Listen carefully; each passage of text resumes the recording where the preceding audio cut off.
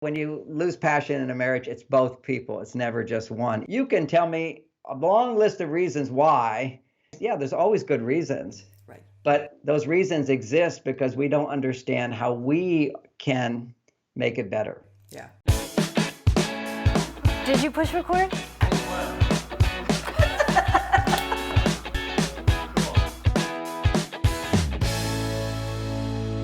Thank you so much for tuning into Second Act TV. Today our focus returns to love and relationships after 50, and I am absolutely thrilled to introduce you to today's guest, the author of the best-selling, best-known relationship book of all times, Men Are From Mars, Women Are From Venus, Dr. John Gray. John, thank you so much for joining me today.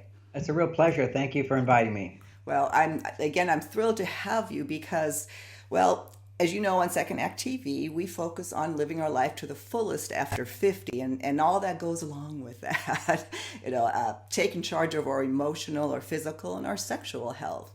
And one of the big issues that we deal with here is maintaining a long-term marriage.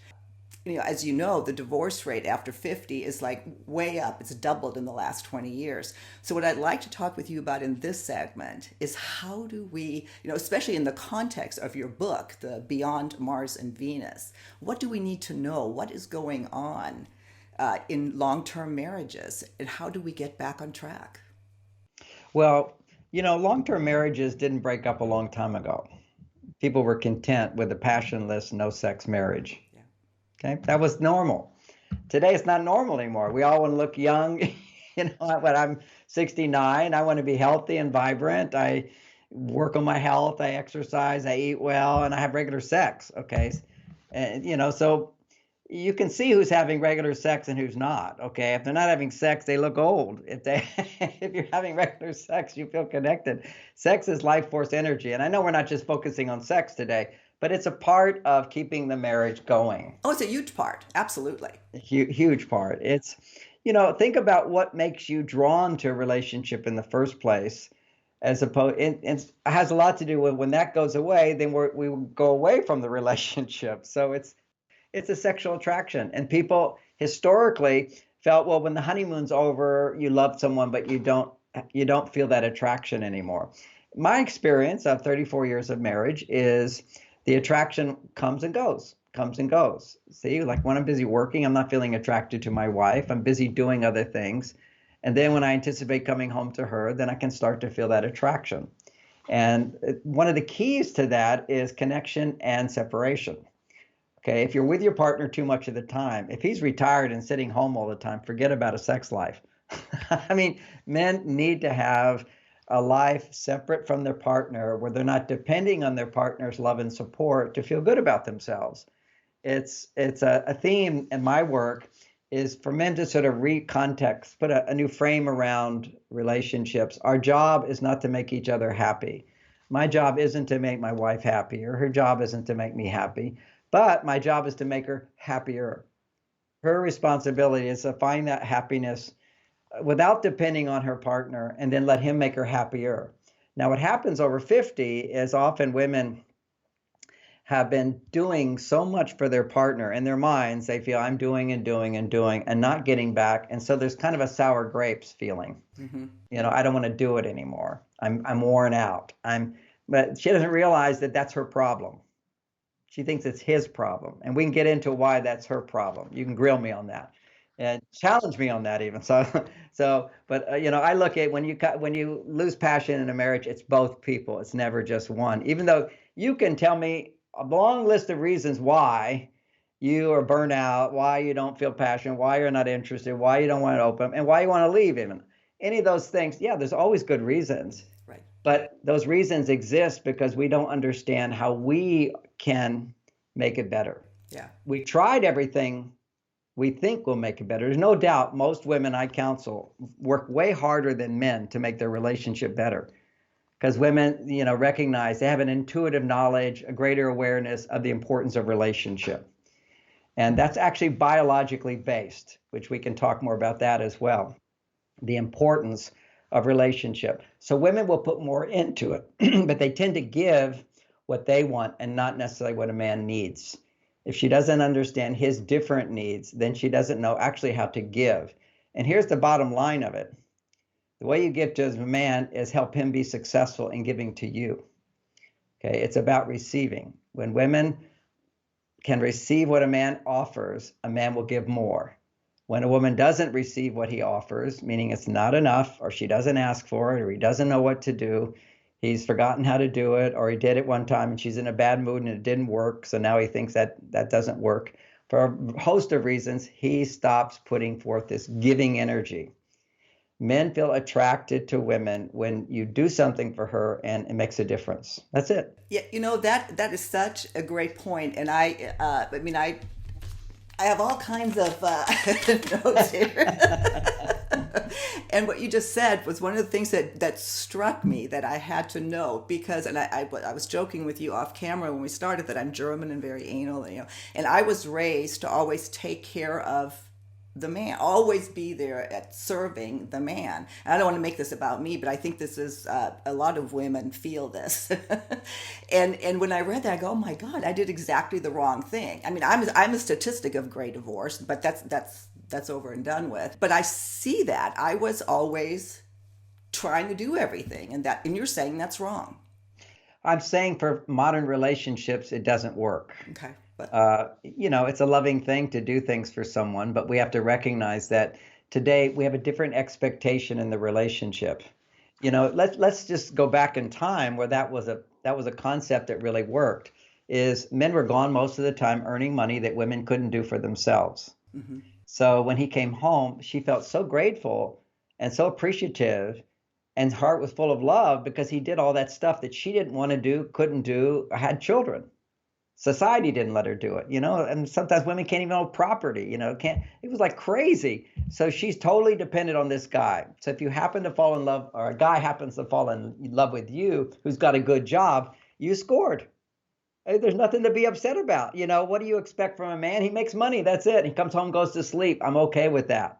See, I grew up in that family. Okay. My dad had a good job. Both my mother and father were Stanford graduates, educated people, and well-to-do. My dad had a wealthy father. He has part of the company, oil company.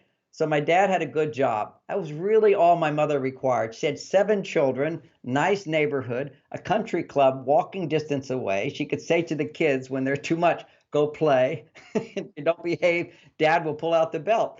And rarely did he have to do it, but it would be, I'll talk to your father, And so he did his job. He was the policeman at the house. He was the provider at the house. She loved what she did. And in her time, that was, for many women, quite satisfactory. It becomes unsatisfactory when a man doesn't get paid for his job. Now you have a depressed husband, and that's different. And even today, it's still a big problem. And it's even a bigger problem because women now make more money than many men. Or women make enough money so that maybe even if they're making equal money, or even he's making a little bit more, it doesn't matter. If she's more independent, that means she doesn't feel dependent on him. Yeah. So what does she depend on him for? Because when we look biologically for women, if they don't feel dependent on their partner for something significant, in his presence, her estrogen levels don't go up. Estrogen is produced, like for example, estrogen is produced if you're feeling afraid for your health, you go to your doctor. And when you talk to somebody and you depend on them for something significant for you, your estrogen levels will go up and your stress levels will go down. This is measurable. Mm-hmm. So if you like you have a yoga teacher, for example, she's guiding you and you feel like I need her help to learn how to do this. I need the group to be with them. That feeling of dependence and feeling trust that I can depend and get what I need, that raises estrogen in women. And estrogen needs to be 10 times more in a woman than in a man Mm-hmm. to feel well-being. And in order to feel in love, that's passion, attraction, it needs to go from 10 times above. To fall in love, generally it's around 20 times more. It doubles when she falls in love. And that's also when she climaxes, she has an orgasm, it will double. And that's the whole key, how to get her estrogen levels up. And so this is confusing to men because I say to men, it's we all know it's romance, it's foreplay, it's affection, but all romantic gestures that have a sexual tone to them can be a put off unless her estrogen level's around 10 times higher than his. Okay, so it needs to first rise up. And that's why so much of the research shows oxytocin is so important to lower stress in women. Okay, you've heard of the research on oxytocin. Absolutely. Okay, so everybody talks about oxytocin. Actually, what oxytocin does is it lowers testosterone and raises estrogen. That's its function. Okay, it takes you out of your male side and puts you back on your female side. The male side of you is your testosterone. And men have to have 10 to 30 times more testosterone than a woman in order to feel good. So if you have a depressed man, he will have low testosterone levels. An angry man also has low testosterone levels. That's what people don't understand. Whenever a man is angry, defensive, or grumpy, you see men over 50 often are like grumpy and irritable. We've done videos on the grumpy old man. Yes. That's right, the old grumpy man, and it's like such a abrasiveness to be around because he has too much estrogen. That's interesting. These men, they're getting estrogen, and estrogen lowers testosterone. So he needs a lot of distance in order to rebuild his testosterone. That's why they'll tend to pull away. Their body's actually seeking, let me pull away from estrogen stimulation. Because if I'm trying to please you, taking care of you, doing things for you, that's estrogen stimulating. Okay, so that's relationship. Yeah, see, So this was so, I'm sorry, I didn't mean to interrupt you. go ahead, go ahead. This was so interesting also in the book because we've done a lot on hormones and hormone replacement, bioidentical and all that, and the importance of it. I never realized, and I'm sure lots of people listening don't, is that behavior, or I hope I'm saying this right, that certain behaviors stimulate hormone production. I mean, I knew cuddling did in the oxytocin, but that estrogen and testosterone were influenced by behaviors and how you can influence your relationship by changing your behavior. I found that fascinating. And how you influence your hormone levels and your hormone production by your behavior. That's kind of, this book is the first book on that. And it's based on real science. We know, I basically kept looking for the studies that show what produces estrogen, what produces progesterone, what produces cortisol, what oxytocin does. And it's interesting. Some people will claim that oxytocin is lower stress in men, but it doesn't. There's actual research showing it increases stress in men. Why would that be? Because if I have really high testosterone levels, oxytocin will bring them down into a nice range. Okay. Oxytocin lowers testosterone. It softens, of course. Testosterone's competition. I want to get there. It's ambition. It's drive. Make the money. Sacrifice. Do the tough and dangerous. And now you're holding a baby. We all know that creates oxytocin. All that goes away. Your tenderness and connection and playfulness and joyfulness, whatever. So if a man has plenty of testosterone, oxytocin brings it back down a little bit. But let's say he has low testosterone. It brings it down even more. It raises his estrogen. It makes him grumpy, which is why men stop doing those natural things we did in the beginning when we had plenty of testosterone because we're living alone. So we can be very affectionate, very touchy, very complimentary, connection together, want to be close together.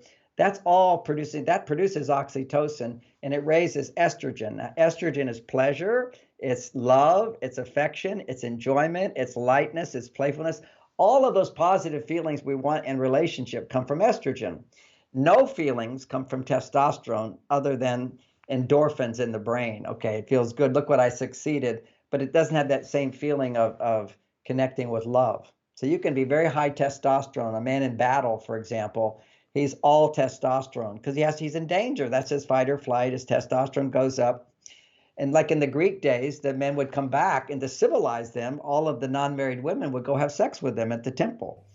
That was a common thing because sex lowers testosterone in men.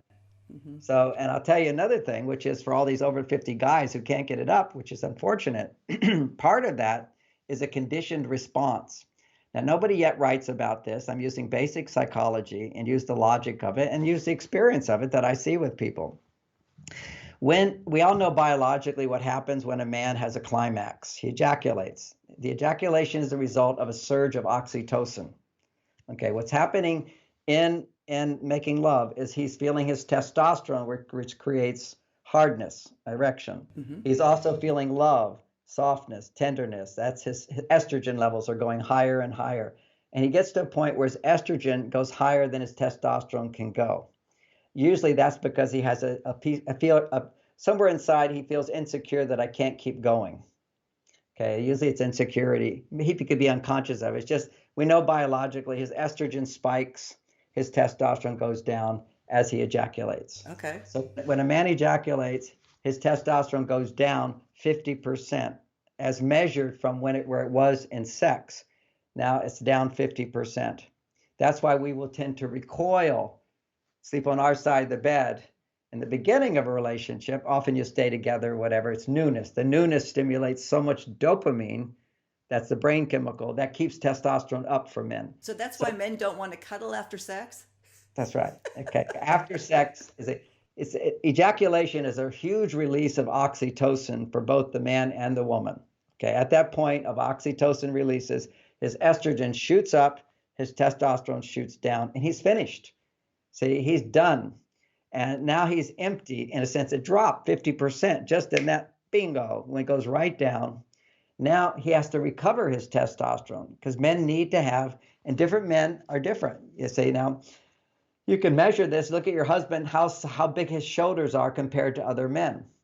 Shoulder size will tend to reveal how much testosterone a man needs in order to feel motivated and good. So That's you'll see a interesting. lot of men have hero jobs, dangerous jobs, dirty, difficult jobs, things that women don't want to do. They tend to have big shoulders because they need to be bigger heroes. They need more messages that they're a hero, that they make a difference. And there's nothing more devastating to a man's testosterone levels than retirement. Yeah. That's a big thing. He's got to not be looking to his wife. He's got to look to other people who need him and depend on him for 90%. 90% of his testosterone production should not depend on her. And now you're sitting on home. You're used to like working at a job, making a difference, making money, contributing to people's lives. And suddenly you're not just playing golf. Golf is just little, a little competition. So the little testosterone is produced, but huge amounts of estrogen. Because see, when a guy plays golf, he's going to his female side, basically. It's like, hey, buddy, let's go walk and talk and share feelings. Men don't say that. Let's keep our stick and keep hitting the ball around, put it in the hole. And then we can also talk about our feelings. Okay, so we got to keep our testosterone up a bit to talk about our feelings. I can't wait for my boyfriend to hear this. He's a big golfer. He will Well, love it's it. not a bad thing, okay? I'm explaining. It's a way for us to be on our female side and our male side. But when it comes to sex, now here's something interesting, okay? When it comes to, and I didn't put it in that book. This is just for our interview as us people over 50. When a man ejaculates, his testosterone goes down. He pulls away, doesn't want to cuddle, or sometimes he'll cuddle for a while because he knows you really like it, but he's waiting for you to fall asleep and he can get away, and he feels a little shamed or guilty about it, whatever. And it is shocking. You just basically connected your heart's an orgasm. You feel so connected, and then kabang, he's gone. So, Yes. so what happens psychologically? Now, anybody who's familiar with psychology knows that we have these things called conditioned responses, particularly in our instinctive brain. Okay, and sex is ruled by the instinctive brain. You see, I can't just think penis go up. It doesn't happen like that. Okay, that's no conscious control. It's all circumstance, situation, and building a circumstance to allow that to happen. So we built this circumstance, this relationship where I feel a bit like a hero and you feel very safe in my presence, so your estrogen levels go up. And then there's this sexual attraction. Now it rises higher and higher and higher. At the moment of climax for you, your estrogen is going to be higher than any other time in your life than when you have an orgasm. And his estrogen is going to be higher. So what happens when you both hit high is you're wide open and he shuts down. He shuts down because he needs to pull away from estrogen in order to rebuild testosterone. Whenever a man feels I'm by myself, I'm alone, I'm not dependent on anybody, I have to do it myself, separation does that. So we naturally recoil from needing you, from depending on you, from depending on your approval, your acceptance, your admiration, your appreciation. We got to come back to ourselves to rebuild. Because a man really isn't capable of having a successful relationship unless 90% of his self-esteem comes from himself. And then you, as a woman, can take me to Superman. That's, Okay? yeah, that is so interesting. John, we have It- about 5 minutes left in this segment. I love where you took us because sex is such a huge, huge issue, in long-term marriages. What behavior, what action, what kind of a takeaway can you give couples after 50? There is hope of rekindling a burnt out spark to bring passion back. well, the hope to bring it back is what all those things you put in my most recent book. Because what happens naturally, and then our society makes it even more. What happened naturally, as a man evolves, his estrogen levels increase. But estrogen pushes testosterone down. So you see, on average, men's testosterone levels go down, but not all men. Mine are higher. Okay, for example. All right. So not all men go down. I go up as I get older. Part of it, I still work hard. I'm successful. I get reward for what I do. So that keeps my testosterone up, not depending on my wife. So that's how you keep it going, is you're not dependent on your relationship if you're a man to keep your testosterone up. A woman is more dependent on her relationships, plural. That's what often women fall in love and he becomes the center of her life. She has to have a whole life. So it's natural as a man gets older, he gains confidence, wisdom, and his estrogen levels can rise. So that's why men are smarter when they get old, they have estrogen, but then they often have less testosterone, which makes them irritable and grumpy and passive. So you got to maintain the balance. For a woman, where she goes naturally is increasing her testosterone as she gets older. Okay, so not that her estrogen has to go down, it's just that it will go down at menopause, but there's a balance. She has to be in the right balance of testosterone and estrogen. If you've been in life, this happens to a lot of women, to summarize, and I know we want to shorten it down, is that she's been giving to her husband, not getting back. At a certain point, it becomes sour grapes. Why bother giving? I don't get back. So she focuses on her well-being, which is good. She's going to get 90% of her happiness from her life. The problem is she resents her partner for not being that 90%. That's her mistake. Okay. She thinks I only have to depend on these other people because I don't have him, as opposed to I'm such a good person. I've got all this connection. My bank account is full. So now I can overflow on my husband and give him the support he needs. Great Now, point. Great point. That'll big, yeah. it's a big distinction. So now, real quickly, and this is practical advice, and of course, follow up in the books, but it's men and women have primary emotional needs. They become more significant as we get older. Now, those primary significant needs are, we all have these needs, but for a man, he needs more testosterone. So what builds testosterone? Good job. That makes sense. Good idea. That's so helpful. Thanks for the help. Asking a man to do something that he will do. Not asking him what he can't do, not asking him to do it always, but saying, honey, would you help me carry this box? Would you help me with the dishes tonight? I'm feeling tired. Would you help me over here? Ask for help, which often by a woman who's got sour grapes goes, he doesn't do anything for me. Why should I have to ask? And then there's the whole romantic idea that if he doesn't offer, he doesn't love me. That's nonsense. What means he loves you is that he will do it. And sometimes he will grumble. And when men grumble, this is the key with guys over 50. Honey, would you help me with this? I'm tired. Okay, I'll do it. He's grumbling. It's not like a woman's grumble. See, if I say to my wife, honey, will you pick up my clothes at the cleaners? She goes, I can't. I've got to do this. And I said, no, you really have to do it. She's going to resent me for pushing on her. What you do as a woman is you say, honey, would you do this? He says, I'm tired. Oh, it'll be so helpful. I have to do it. That's male grumbles. It's very different. It goes away very quickly. It has a different purpose. The purpose is, okay, if I do this, there better be a reward. It better be worth it. That's all he needs is reassurance that it's worth it, which means that after he has his grumble, you just ignore the grumble. Most women, when they hear a man's grumble, they go, okay, I'll just do it myself. Yeah. Okay. No, give him the chance to overcome his grumble by saying nothing. So here's a quick thing. My wife says, will you go to the store and pick up the milk? And I'm tired, want to go to bed. I go, oh, I worked so hard today. I'm grumbling, making a few excuses. She says, I know you do such a good job. You do so much. I can see why you're so tired. I'm making this story too fast, but and then she sat there and she goes, "It would just be so nice if you go now and get the milk. We'd have breakfast milk." And I, "Oh, I really don't want to." And she says, "Yeah, I see you're really tired." And then she says, "But it would be so nice if you go." Then I grumble. Okay, I'll go, I'll go, I'll go. Within 3 minutes, those grumbles are gone. It's like a dog barking, but his tail is wagging. If he says yes, if he says no, then 3 times, then forget it. But if you just gently persist, not demanding, it's a feather touch, persistence with the feather touch. So I'm grumbling. I slam the door as I go out. And I go, "Why did I slam the door?" I guess I want her to know it better mean something. I'm getting up in the middle of the night. So I go there. I'm all feeling great. It goes right away. Then when I come back, I got the milk, honey.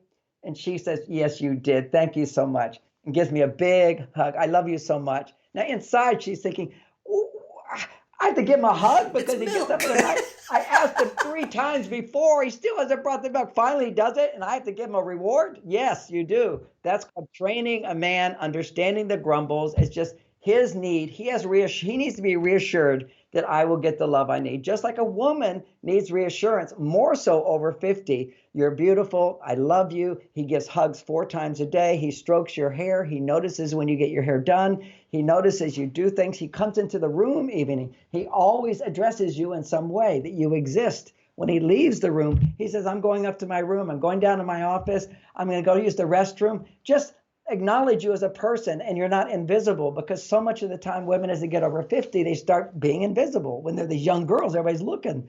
Nobody's looking. He needs to look. He needs to understand that's his job. He doesn't get it. He thinks, why?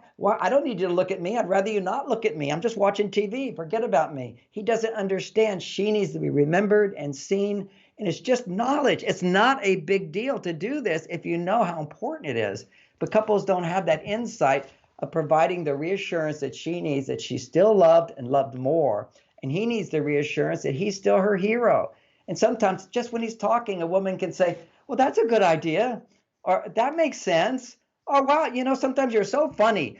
These little statements make a big difference to men, just as compliments and "I love you" and "looking at you." These are things that make a big difference to her. But we don't realize it because we don't have the same hormone system inside our bodies. Yeah. So certain things stimulate us. Yeah, and you explain that, so it's just eye-opening. I mean, I love the book. I'll link to it. I'll bring up a graphic for it as well. I thought I knew a lot about this. I didn't. It's fabulous. So, John, thank you so much for this segment. I want to hold you over for another one with a slightly different focus, where we don't talk about long-term relationships, but when you're starting over, which again, so many of us at this age are facing right now. So thank you. We will link to all your information, your books, and we'll see you on the next segment of Second Act TV.